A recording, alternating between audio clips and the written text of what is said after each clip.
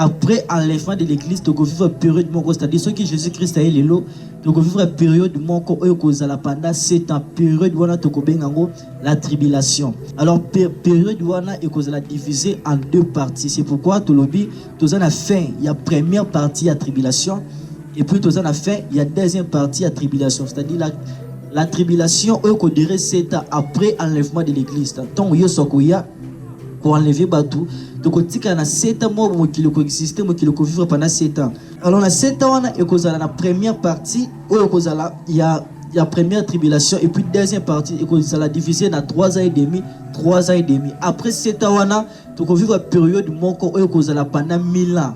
On vivre 1000 ans. Jésus-Christ reviendra sur la terre. Yesu akoya na mokili pour établir le royaume pendant 1000 ans. Akofanda pendant 1000 ans na mokili. Ne tozobenga ngo reine millénaire, c'est-à-dire reine où Jésus-Christ ako vivre millénium to monaka o to tanga na Bible ako régner na biso sur la terre pendant 1000 ans. Suka ya 1000 ans na pe kozala.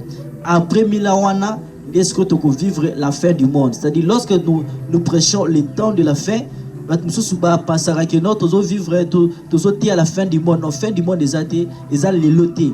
Même si Jésus-Christ a eu l'élo, mais enlèvement, plutôt, mais fin du monde, c'est-à-dire qu'il continue à exister 7 ans, qu'il continue à exister 1000 ans, et par là, les fins du monde, c'est-à-dire après enlèvement de l'église, tu compter 1007 ans après de mokili existait sur ce terre.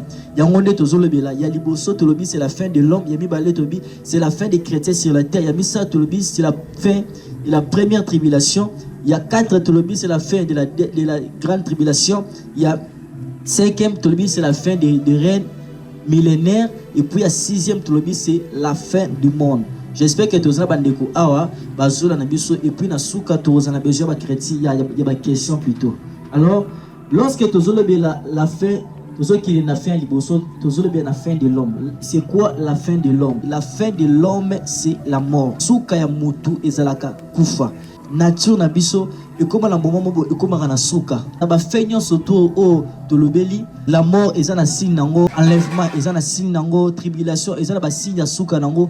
Na ba signe nyon sotan de la fin. Feignon surtout dernier signe ya feignon surtout ezalaka décomposition. Ils ont quelque chose donc et bébaka, c'est-à-dire pendant que tal ça qui est loko comme na souka, ils ont ceux qui te comprennent que loko o inspiré, ceux qui te montrent que loko o est baby, ceux qui te montrent n'enge sengela que loko ale tambola mais ils ont tamo souci. C'est la même chose, même lelo nous parlons des signes de l'enlèvement de l'église. Pour que comme na ba signe surtout ko s'accomplir. Mais ceux qui te montrent mokili baby te kolobana to comme na souka te. Pour que to loba que Jésus revient bientôt et que mokili, c'est-à-dire ba chrétien ba comme na souka et sengeli to na monde etambola ndenge sengeli etambola. Donc il faut makambo beba, il faut makambo mabe et comme makasi na kati ya mokili ndete ko comprendre que to comme na souka na basini nyonso tout ya fin na basini nyonso tout ya temps de la fin autopesi.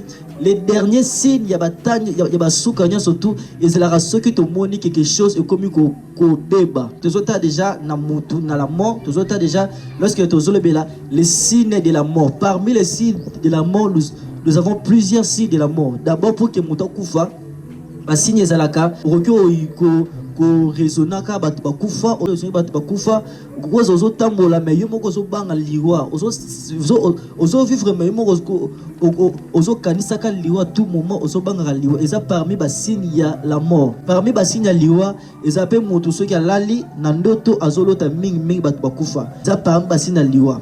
Mais le dernier signe on peut total ça que o eza signe ya liwa ya mutu eza tango mutu akoma kana ki mubange. Donc mutu nyonso tout sera comme ba âge moko même yé moko alobaki na komi na suka. Donc baka nyonso tout veilleur nyonso tout sera komi moment ba komi ko loba na pasi akomo olia na pasi azo sala nyonso tout na pasi et comme un moment même pour que télé mafuba télé misayo et comme la moment même Congo ya mutu et kumba maka o comme sala nyonso tout na bilamba ba comme sala lo nyonso tout et par là étal ça qui mutu o azo qui vers sa fin, c'est-à-dire nous autres na lembi nous autres comme ko déclarer que mutu o esengela kendi ezali les signes de la fin de l'homme, c'est-à-dire mutu wana akomi na suka. Deuxième fin tolobeli la fin des chrétiens ou la fin du Saint-Esprit sur la terre. Avant Jésus-Christ aya il faut tout le monde a signe enlèvement au biso tozo benga enlèvement de l'église ezali souka to pe fin ya ba chrétiens sur la terre, c'est-à-dire ba chrétiens sur la terre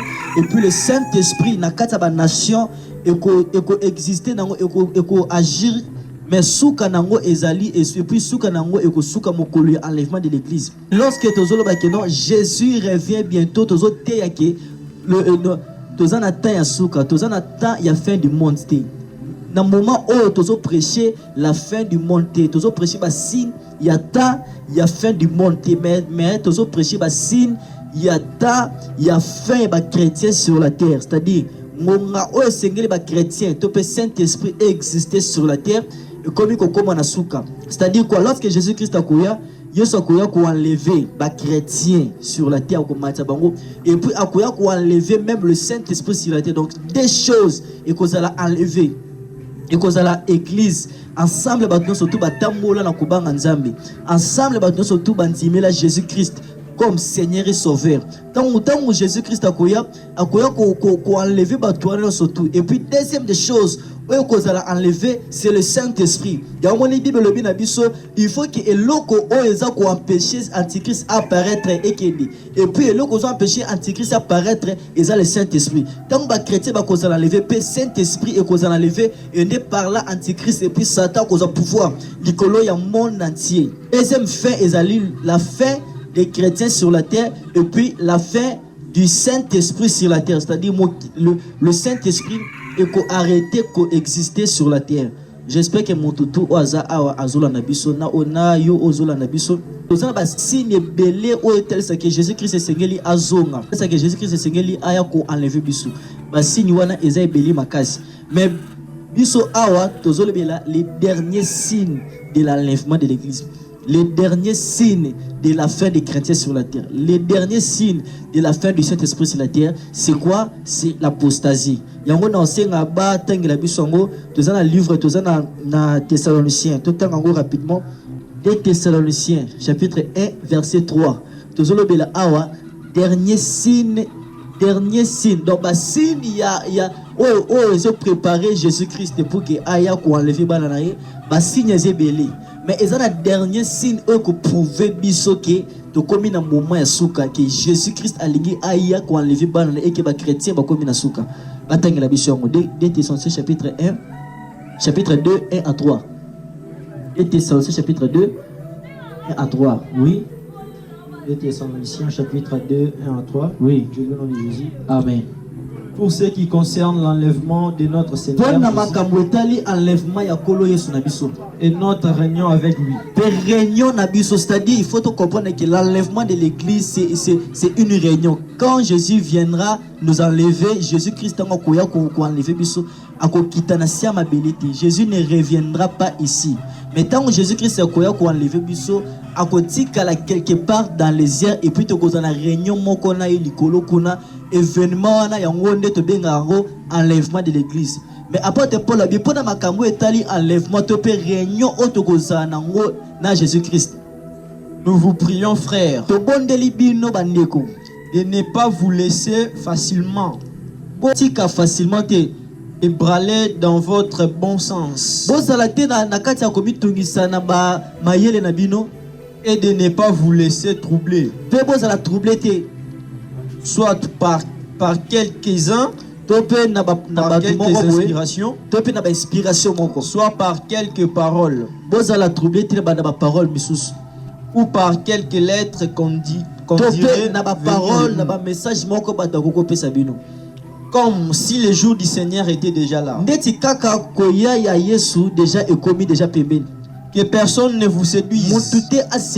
Donc, lorsque Paul, apôtre Paul, a soulevé le koyo, alors na etali réunion na biso na likolo, motuté a séduit bino na parole.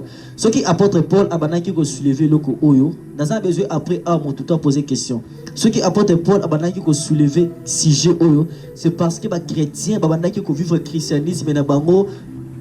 Bandaki ko zela enlèvement de l'église le ko la vie na bango ya chaque jour. Donc chaque jour ba chrétien bandaki ko zela Jésus-Christ a koya ko enlever bango depuis série ba apôtre.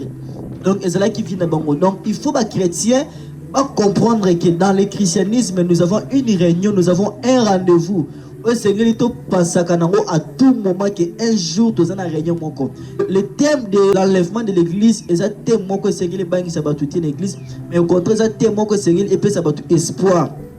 Et il faut que les chrétiens se posent la question, mais Jésus-Christ sur la Kakibiso,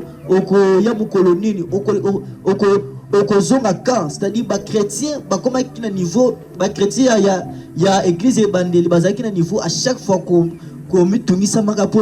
pour la promesse oh Jésus-Christ appelle ça qui bon mais les autres vraiment la différence c'est ma case il y a des chrétiens au moment qu'il y a des chrétiens les autres que le thème il y a enlèvement de l'église to comme na ko banga thème enlèvement de l'église c'est comme si c'est le que mon besoin bang c'est biso tandis que c'est le que faut passer à biso espoir il faut passer à biso essayer que tous en réunion tous en rendez-vous et c'est que to kutana na nzambe likolo et le que mon ko ozo sala to comme na ko banga to sala na soni ya kolobela l'enlèvement to ça na ko banga ya kokuta na nzambe na Jésus-Christ na réunion na biso likolo dans les airs et ça lorsque la vie de péché et ça kat na biso c'est-à-dire lorsque ozo vivre na kata masum lorsque ozo vivre na kata péché bo moto e bimara na kata moto et puis Saint-Esprit et ça la ka étouffé et loko oyo ko pesa yo esengo ya kokuta na nzambe ne ko zalati loko oyo e ko lamusa ba désir spirituel ba désir ne c'est ba promesse ya l'enlèvement de l'église kat no ko zalati au mona un chrétien akobana ko banga liwa soko ki moto moko akufi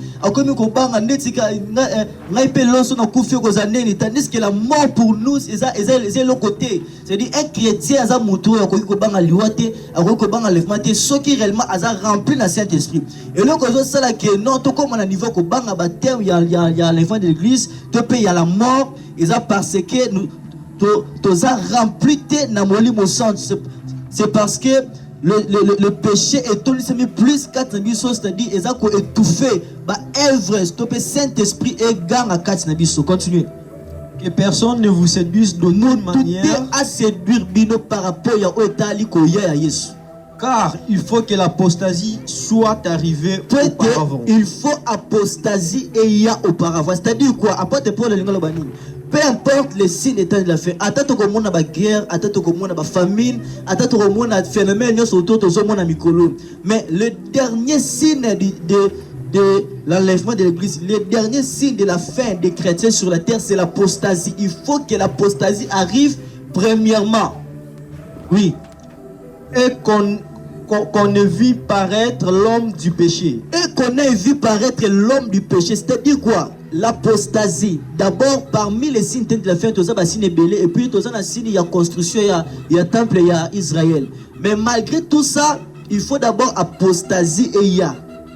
Il faut tout le monde à nini apostasie et comment après ça nini pour que apostasie ne et que préparer l'homme impie. Alléluia. Amen. J'espère que mon tout à comprend. C'est-à-dire quoi? Les derniers signes de l'enlèvement de l'église.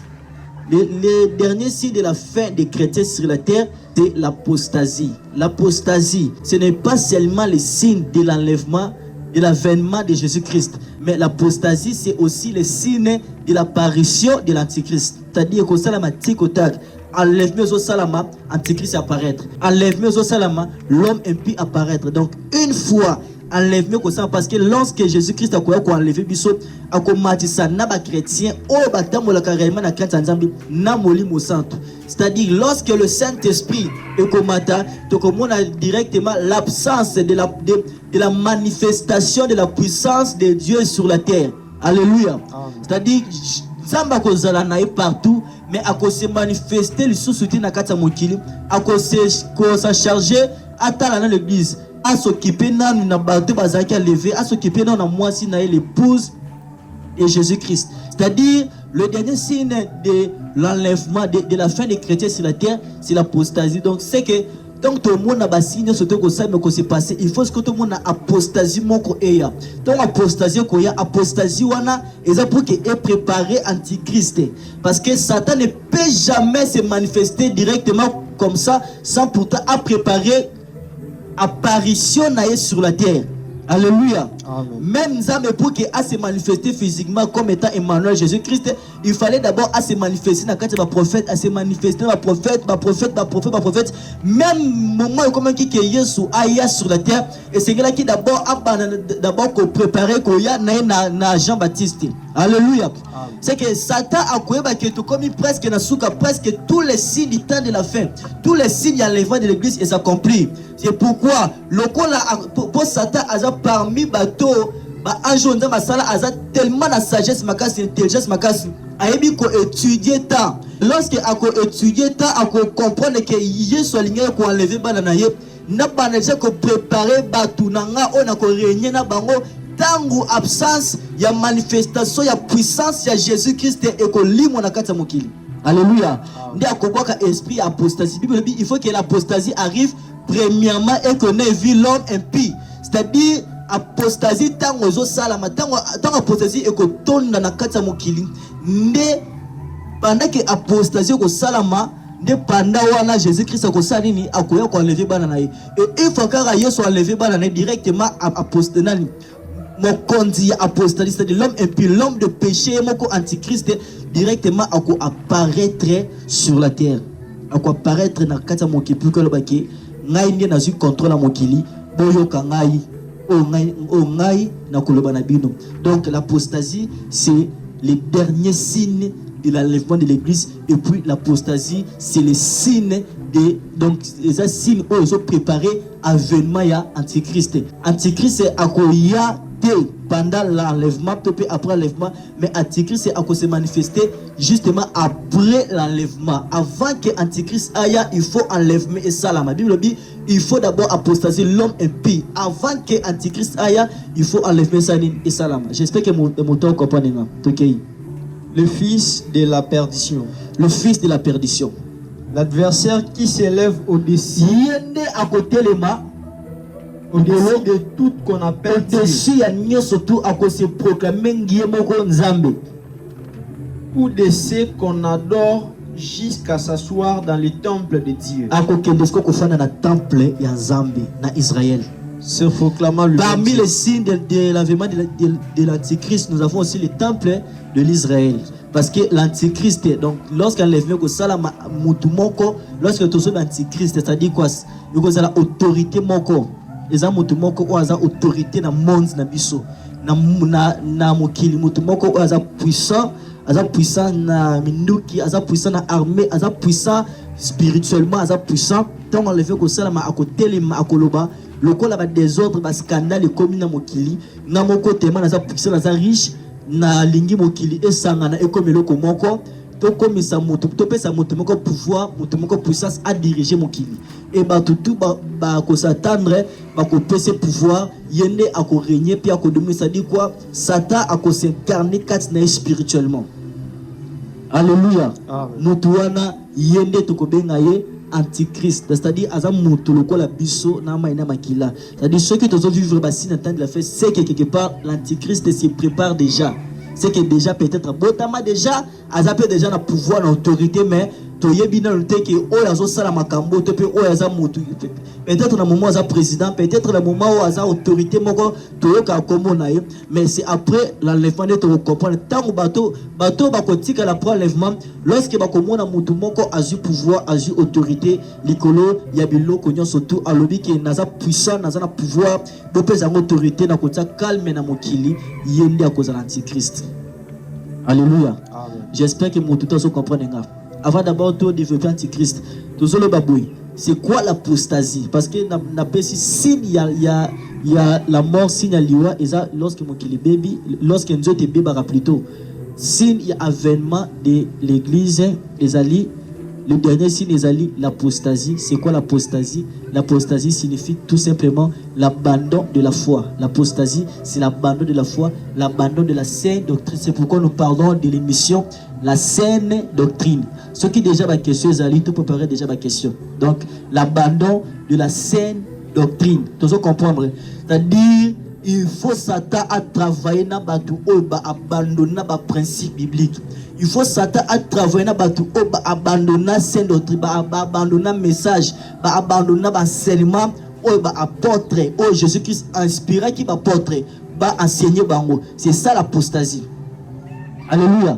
Amen. Alléluia. Amen. D'après le Saint-Esprit inspiré, nous avons deux types de l'apostasie. L'apostasie générale et l'apostasie individuelle. L'apostasie individuelle, c'est justement l'abandon de la sainte doctrine, l'abandon des Écritures individuellement. C'est-à-dire quoi? Bible dit au dernier jour, plusieurs abandonneront la foi et s'attacheront à des doctrines des démons. C'est-à-dire il y a des gens na mikola suka oyo azalaki chrétien banoko tamola chrétien nzambe. Mais comme il c'est parmi les signes de l'apostasie. Et ça batu oh Satan a besoin na bango na royaume na ye pendant 7 ans na kati tribulation. Bango ne ba ko travailler na antichrist pendant 7 ans parce que Satan a besoin batu oh ba ko accompagner antichrist. Batu ba ko accompagner antichrist ça batu ba vivre apostasie avant Jésus-Christ aya ko enlever batu na ye. Donc soit qu'il est là aux mona ki makambo zo sala ils ont correspondre tena aux ala ki liboso na chrétien aux ala ki liboso comprendre que ça parmi bateau apostasie et kangi bango. Alléluia. Amen. Alléluia. Donc il faut donc comprendre que nous sommes dans le temps où l'esprit de l'apostasie, l'esprit de l'abandon de la foi et comme il règne na kati ba chrétien. C'est-à-dire la vie de péché comme quelque chose de normal.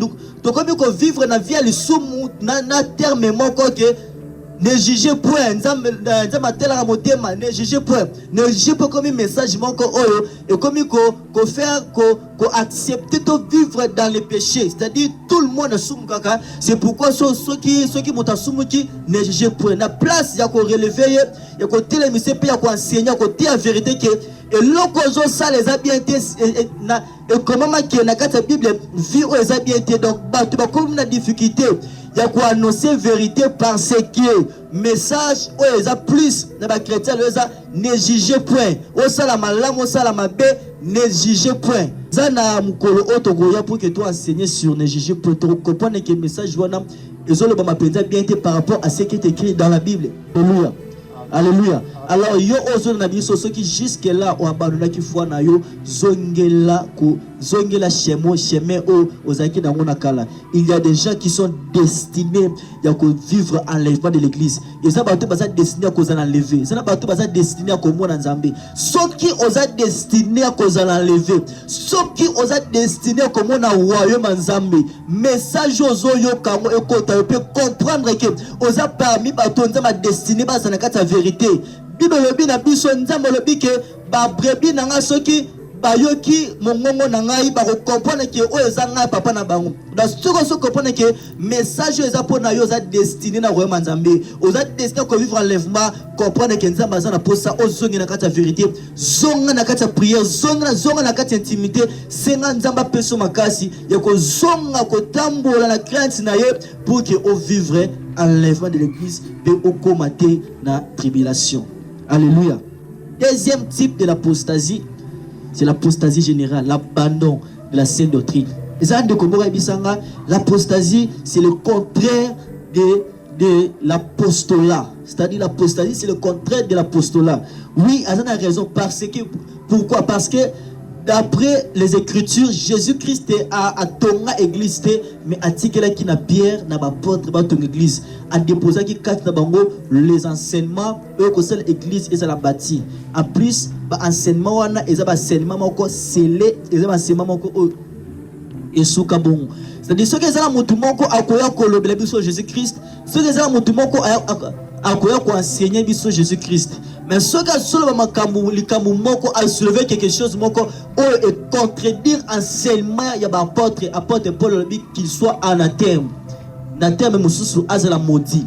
Donc, parmi il y a l'enlèvement de l'église, Tobi apostasie. Donc, tout le monde a l'abandon de la sainte doctrine. La doctrine au apôtre, Seigneur qui biso, ezate o ezalelo na kata d'église. Peuple de Dieu, que nous sommes au temps de la fin. Si le diable peut prendre tout le monde, si le diable peut envoûter tout le monde, mais il ne peut jamais envoûter ceux qui sont élus de Dieu.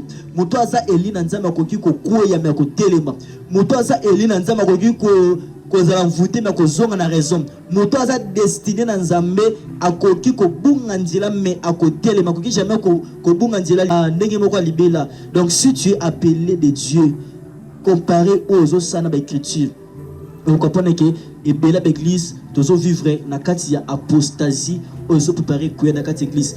Quelque non appelle ça justement 4 points sur l'apostasie générale. Premièrement, ce n'est pas écrit dans la Bible, ce n'est pas permis dans la Bible pour une femme de prendre de l'autorité sur l'homme.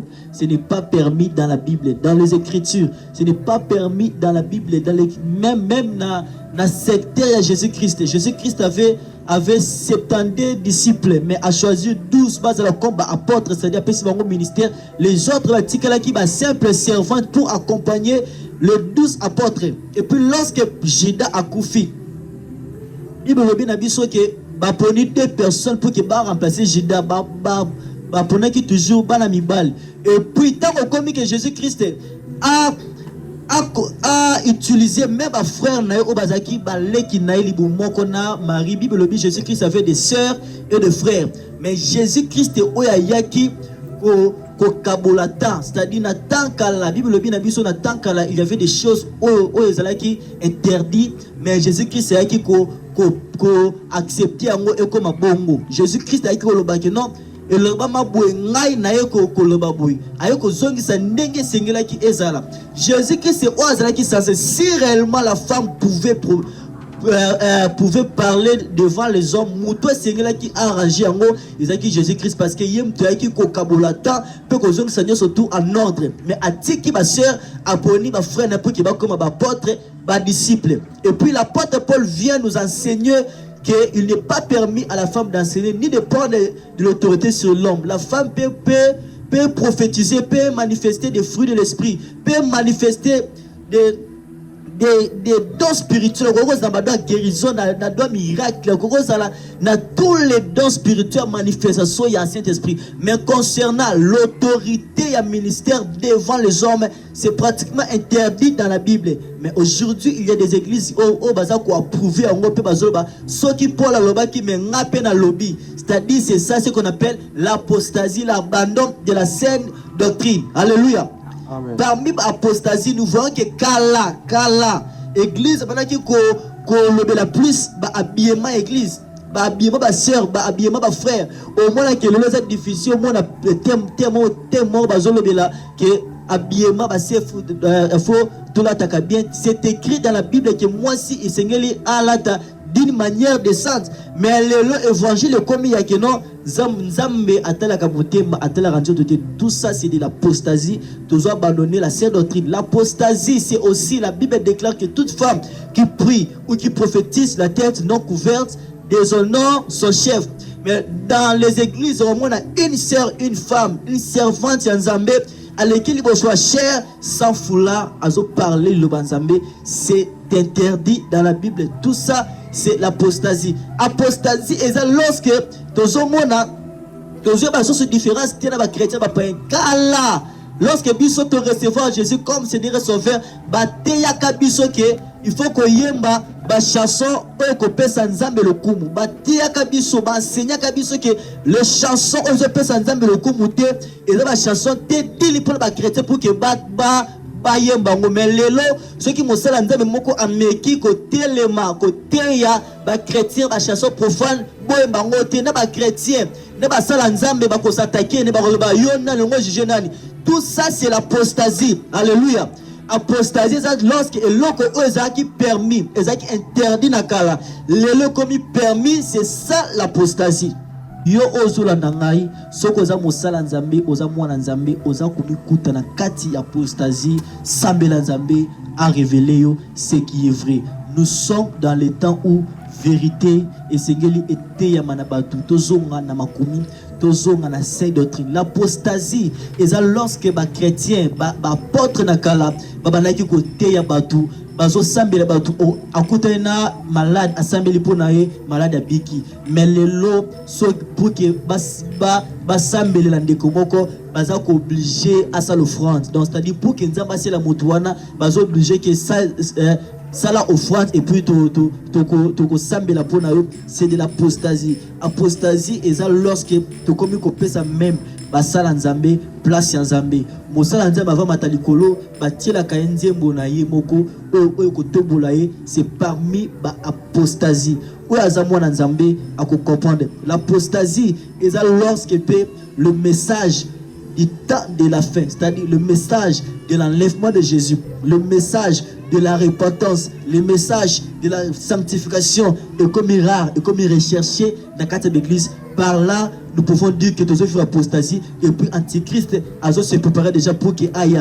Le lot au moins que c'est tellement rare qu'au moins avec l'église va plus sur la sanctification, sur la sainteté, comme un chrétien sur le christianisme. Et comme il est tellement rare qu'on le christianisme, c'est-à-dire comme on a sens christianisme, comme plus qu'on enseigne science, qu'on enseigne maïle nabiso, qu'on enseigne, nous pouvons tout enseigner. Mais la base, il y a christianisme, Dieu a tant aimé le monde, il a donné son fils unique afin que quiconque croit en lui ne périsse point, mais qu'il ait la vie éternelle. D'abord, le christianisme, c'est pour avoir la vie éternelle, c'est pour hériter les royaumes et Dieu.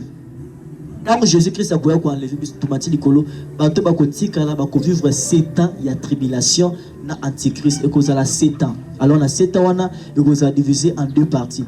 Première partie to kobenga première tribulation, deuxième partie to kobenga la grande tribulation. Première partie cause la temps ya paix parce que tant on enlevé cause la ba dégué cause la ba difficulté cause la et ça ba crash cause la ba accident cause la ma chauffeur cause l'accident chauffeur comment batakufi eza bato bakopike ba crise eza bato donc bato bakokufa même le kuna mukolana akufi na somo atikali après enlèvement akufi. Alléluia, amen, alléluia.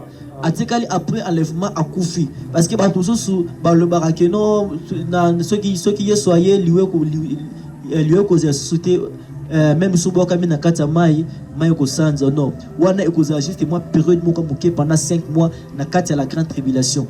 La carte de tribulation ekoza juste moi période moko moké, mais avant on a même pendant l'enlèvement il y aura des morts et ça bato bako kata la makolo accident bako kufa d'émotion nani chauffeur ko kufa motu maman na koi na émotion kufi o même na hôpital le docteur a Mathias enlevé autant infirmier kuna ye personne la maman na ye donc des ordres de kokota ndé koza na motu moko à cause de la puissance à cause de la pouvoir na monde entier. Parmi les puissants car oyo yebi na moko ko s'élever alors le bangai nazo za charge nazo tia mbongo na nganje nazo tia richesse na nganje nazo tia armée na nganje bo pesa nga pouvoir na diriger mokili ngale na konza mokili na diriger mokili akoya na aspect ya moto malamu.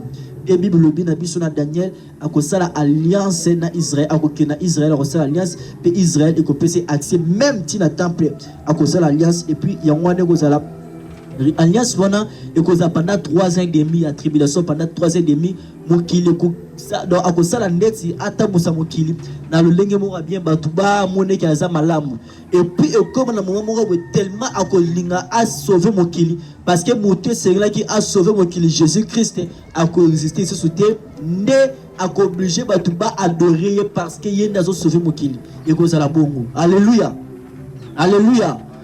Tellement à cause de la remplie de la puissance satanique, c'est-à-dire à cause de la manifestation, il y a puissance, il y a diable.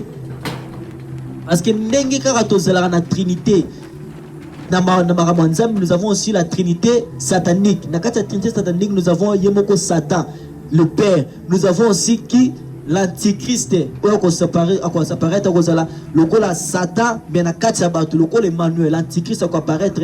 Régner le fils et puis nous le faux prophète le Saint-Esprit faux prophète pendant la tribulation pendant la distraction espoir que Yesu koya antichrist wana le même diable a coupé ses pouvoirs à miracle pendant la tribulation pour que à faire croire que malgré Nzambe atiki bino mais ngana zana pouvoir à cause de musala ceux qui n'étaient biki sio a poussé bato basanini ba adoraka marque de la bête et antichrist wana 666 3 le roi 3 trinité satanique. Alléluia, alléluia. Et donc kozala eza trinité o kozala pendant la tribulation et qu'on régner pendant la tribulation. Première partie, on jouer bien. Donc ça la si va sauver mon kill. Maintenant comme on a millier dans 3 ans et demi, on obligé mon kill va adorer Antichrist. Va adorer Antichrist parce que y a des Satan a pu ses pouvoirs qu'on domine mon kill. Oh yako adorer Antichrist. C'est pourquoi tout chrétien qui restera après l'enlèvement de l'église, parce que à Soumukaki, parce qu'il y a une distraction, il faut aller après l'enlèvement de l'église, sauf des témoins, sauf des témoins, et ça a tout mon côté à manifester puissance en Zambie. Donc, il y a place au Bible dans Matthieu 24, la Bible dit ceux qui que Jésus est ici, bon dit Matthieu. Ceux qui que Jésus-Christ est là, parce que le Saint-Esprit ne sera plus sur la terre. La parole de Dieu ne sera plus sur la terre. Tout le monde a pouvoir. Et là, on a ceux qui sont mis après l'enlèvement et qu'on a faux et archi faux parce que l'enlèvement c'est la fin des chrétiens et la fin du Saint-Esprit sur la terre. Le Saint-Esprit ne se manifestera plus sur la terre.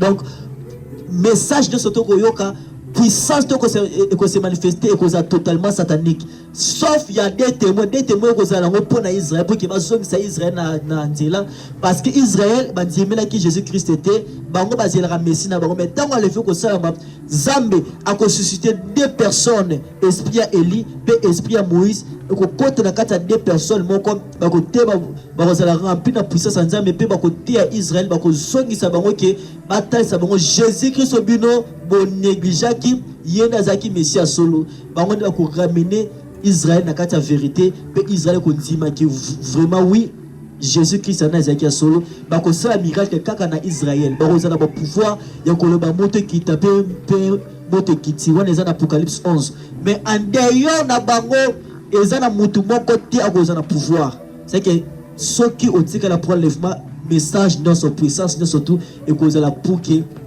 et avec les et que la pour et envoûté yo aux marque il y a antichrist. Alléluia. Et puis ça sera difficile à résister na marque il y a antichrist. Et là que c'est la rabbi surtout ta mon bang nzambe ils aura le Saint-Esprit. Ce qui Saint-Esprit te ataba ça nzambe belé ba ta mon bang nzambe ataba nzambe belé ba ta mon bang nzambe mais bakokaka ngote et là que c'est la tout bang nzambe to résister au moment que zo zoité maramozo simbate aux en difficulté mais aux résister aux banzambe ngana ko selo kaka aux rester et de la puissance du Saint-Esprit. Saint-Esprit des temps où sera biso na vérité mais en ce moment là le Saint-Esprit ne sera plus sur la terre et ça de l'autre côté au ko pousser ko convaincre que boya antichrist ko zimama ko na te ezati esprit c'est mon côté ko pousser c'est-à-dire quoi et que ça tellement difficile na ba chrétien va résister à l'antichrist parce que le côté c'est la force dans le diable sur le Saint-Esprit.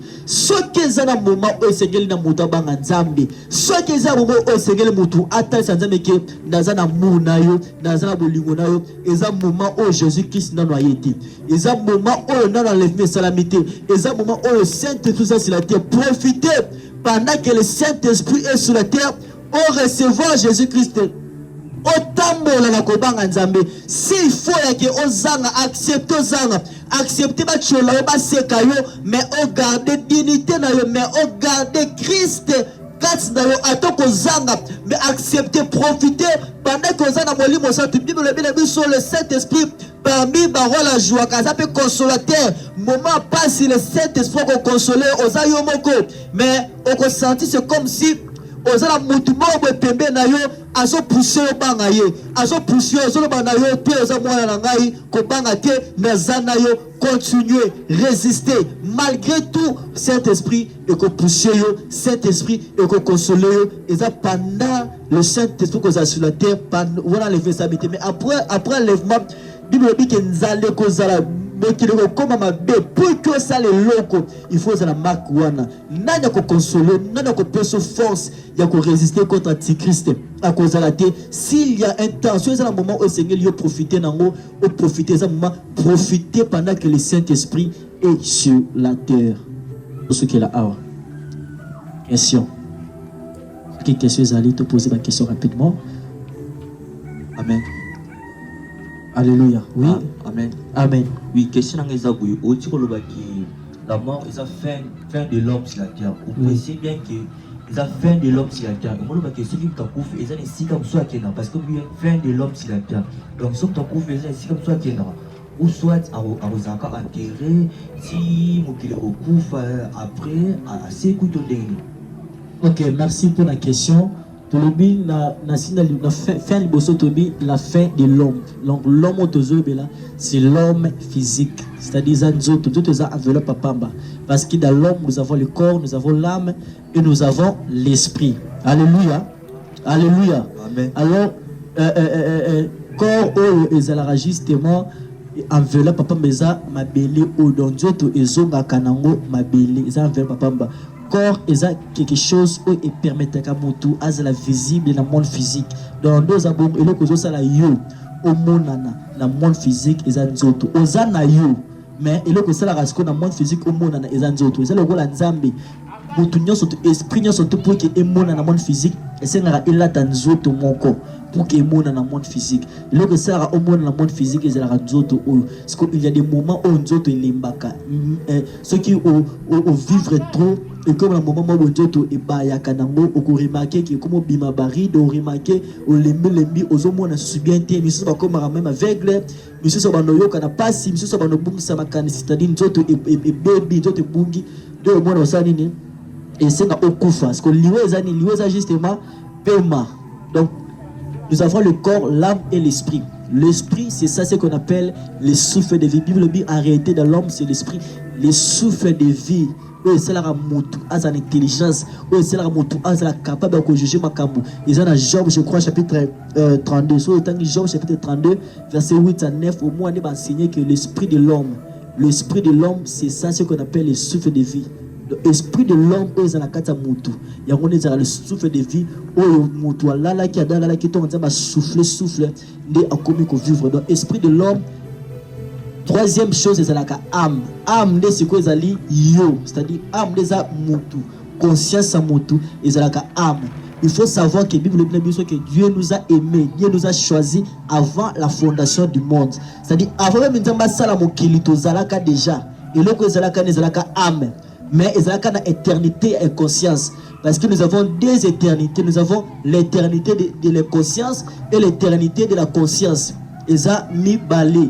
Alors katikati wana eza vie humaine, c'est-à-dire quoi pour que âme et comme la conscience et sengaka eleka stage moko na mokili stage wana nde vie ozomona tozoleka stage, nous sommes des passagers. Alors ceux qui nous ont tikio esprit ezonge panja, c'est-à-dire souffle de vie ya mutu nyonso tout esprit nango ezonga ke panzambe nde âme et continue ka éternité, mais cette fois-ci et comme conscient.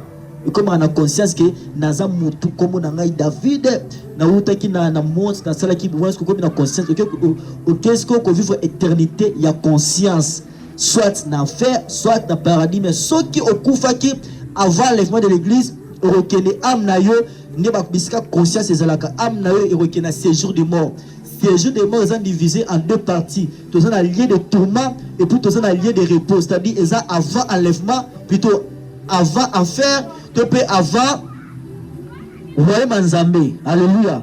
Bato ba na séjour de mort, ba na lieu de repos, c'est-à-dire ba kofaki na nzambe, ba ko enlèvement ko sala ma Bible dit premièrement les morts résisteront premièrement. Ba ko se quoi na lieu de repos tout ba ko se quoi ba ko sangana bato ba zaki enlever plutôt ko kota na nzambe na réunion besoin likolo. Tu comprendre hein? Mais bato ba ko kufa na masumu bango malgré l'enlèvement ba ko se sous 7 ans. Batika kana sama beli so pe c'était sili ba sous 1000 ans Jésus-Christ a wota likolo akoya ko fanda sur la terre na bato bazana ki enlever to kolonga likolo to ko kita sur la terre to vivre pendant 1000 ans après 1000 ans wana nde jugement de Dieu bato ba kufa ba ko se quoi to se que ça bango pour que to juger bango, c'est ça. Donc mutu so ki akufi corps et comme na poussière, esprit ezongaka nango panzambe âme de continuer à vivre yango dans le bagelo ko bawa que Jésus-Christ tango akufi abi Père j'ai remis mon esprit entre tes mains, alors que Bible dit quelque part que Yesu tango akufa ki akendaki ko enseigner ba mort ou ba zenekata prison. Jésus-Christ akendaki wap azonga ke panzambe tope akendaki na séjour de mort. Donc o ezonga ke panzambe ezalaki paiement, l'esprit, on a qui Jérémie mon esprit, ça dit souffle de vie, on a qui permettre à vivre sur la terre, à se manifester physiquement sur la terre, et Kendaki, il y a un moyen de bouger, ça qui société. Mais Amnaye, et Kendaki dans ce séjour de monde, et continuer à mission, et continuer comme ça là, surtout. Donc, donc la mort, c'est justement la séparation du corps, de l'âme et de l'esprit. J'espère que mon toit comprend. Donc la mort, c'est la séparation du corps, de l'âme et de l'esprit. Et là, comme tout est la âme, il y a un Bible le bien abisso. Et là, qu'on dit de gagner ceux qui aux unions surtout, mais au perdre âme, c'est-à-dire ceux qui âme et qui ont souffrir. Ni de gagner. J'espère que personne te comprend. Question Moussous. Question au Manazanango, elle posait ça. Mutoyo antimeli Jésus na suka ya muki. Kaka diable akoya kwata basi. Mutoyo antimeli Jésus suka neza na ndeni. Ya mibale bongo mutu oyo akepa Satan. Suka neza na muki neza ndeni. Mutoyo antimeli Jésus-Christ pendant la tribulation. Suka neza ndeni. Et puis Mutoyo antimeli Satan. Na pendant la tribulation. Suka neza ndeni. Gloire à Dieu. Et ça m'a pensé à ma casse. Ça dit pendant la tribulation, il y a des gens qui vont accepter Yesu. C'est-à-dire quoi? Ils dit malgré tout, ah, Nzambe non. Et puis ils vont accepter Jésus-Christ. Ils vont demeurer en Christ, ils vont garder foi. Ils vont biso Nzambe, biso Yesu, malgré c'est difficile, mais ils vont accepter. Alors, le col à Jésus-Christ pour qu'il a sauvé biso et c'est là qu'il a couvert pour na biso. Après la tribulation, pour la sauver, il faut couvrir pour Jésus. La seule solution pour être sauvé après la tribulation, après l'enlèvement de l'église, c'est mourir pour Jésus-Christ. Donc il faut on dit au couvre parce que lui on couvre la Bible il y a souffrance. C'est-à-dire bateau va continuer la Jésus-Christ pendant la tribulation, pendant bazo mettre ba marque mais ba koboya marque ba tout antichrist a roboma bango. Antichrist a golinga na royaume nae na monde nae na moment wana bato surtout la bateau va couper ses gloires. Donc éliminer bango surtout des bango to benga ka ba martyr. Bon on a parmi Bible na bisote et ça na funa na ba martyr bato moko boy ba telemi bazo réclamer bazo lo banzambe jusqu'à quand on la vengeance na makila na biso. Ba martyr va kufa pour na Jésus-Christ. Une fois quand lorsque ba kufa ba martyr na kufa na bango directement ba ko sa nini ba ko rejoindre Atoyo ba zala qui enlevé donc ba amna bango et ko zala sauver baza parmi batoyo ba ko do ba dima ki ko kufa pour Jésus-Christ ba ko rejoindre bato baza qui enlevé ba amna bango ko za sauver mais bato mususu ba kufa bango ba ko tika la kaka ba ko zala jugement dernier donc ba martyr baza parmi bato ba amna bango eza parmi ba am oyo et ko kita na règne millénium et ko vivre na et qu'on règne dans Jésus-Christ sur la terre pendant 1000 ans, dans bateau bazaka levé, dans ba martyr. J'espère que tu comprends. Lorsque Jésus-Christ a koya, parce que Jésus-Christ a koya aya pour que asanini a établi le royaume na koya Jésus-Christ a koya pour que a établi le royaume na Bible dit tant koya misunyo surtout ko sani ko monaï. To soulever point oyo. Il faut savoir nous avons une différence entre l'enlèvement de l'église et le retour de Jésus-Christ. C'est deux choses différentes. Apocalypse, chapitre 1, je crois, verset 7. Bible Bible, la tangue, Bible Bible. Voici, il vient avec les nuées. Et toutes les verra, même ceux qui l'ont percé. Et toutes les tribus de la terre se lamenteront à cause de lui. Apocalypse, chapitre 11 et chapitre 1, verset 7. Bible Bible. Voici, il vient avec les nuées et toutes les verra, même ceux qui l'ont percé, et toutes les tribus de la terre se lamenteront à cause de lui. Bible binabiso batunyo so bakomo différence entre l'enlèvement de l'église et le retour à Jésus-Christ. Enlèvement de l'église tango salama batunyo so tout bakomo na Yesu. Église est cause enlever te mati likolo to côté de likolo. Mais tant que Jésus-Christ a koya na retour na ye pour qu'il a établi le royaume sur la terre. Même ceux qui l'ont percé, c'est-à-dire quoi? Même si Jésus-Christ pendant la tribulation,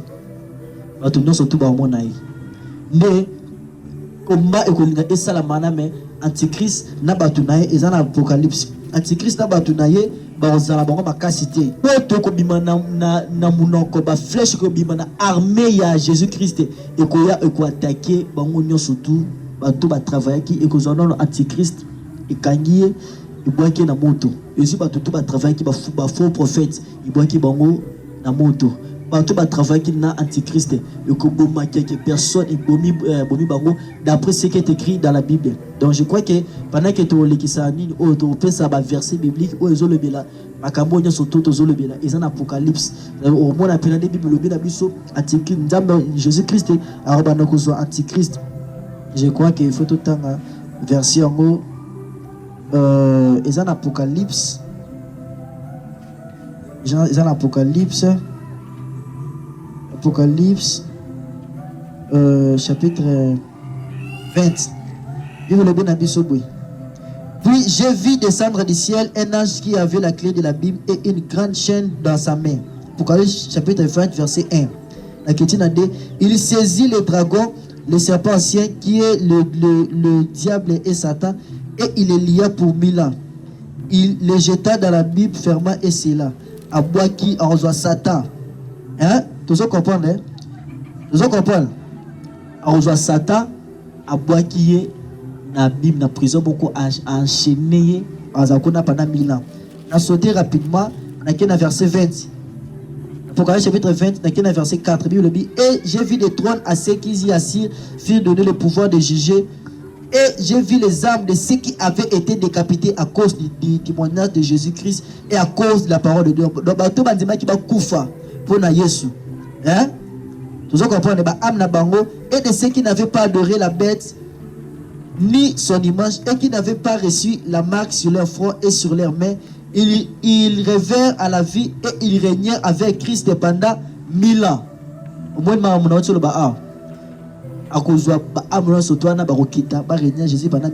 les autres morts ne revinrent point à la vie jusqu'à ce que le 1000 ans soit accompli. C'est la première résurrection. Dans un autre verset, au Bible, le Bible Azui Abwaki Babylone.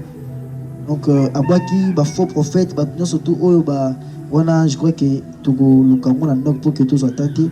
Mais il moment où Nzambe akokanga antichrist abwaki na moto akangi ba surtout abwaki bona moto ou ba travailler na antichrist quelques personnes ba otika la wana ba ozongulu ya ko vivre na Jésus-Christ pendant 1000 ans même si on wana ki Yesu même si on wana ki Nzambe ba vivre sous na Yesu pendant 1000 ans ya ngono to bengaka reine millénaire reine ya Jésus-Christ sur la terre. Bateau bakoza lokola ba gouverneur ba coordinateur na Jésus-Christ et koza la bateau bazaki enlevé na bateau wapi na bateau basé nini ba martyr en Christ. J'espère que tu comprends. Et puis capitale et okoma Israël. Nzambe a pambola biso tous ala toujours na kozela koya ya Jésus-Christ. Tous la retour à Jésus-Christ était mais tous l'enlèvement de l'église à Kusuka dans ma pata ils sont nés komata pour que tu enlevé tout tika la sainte doctrine tout beau santé que Jésus-Christ akoya bientôt kozwa biso balanaye zabe apambola biso eza émission la sainte doctrine na avec le pasteur David Kabea appelé formateur la 4e église la perfection zabe na biso apambola biso merci.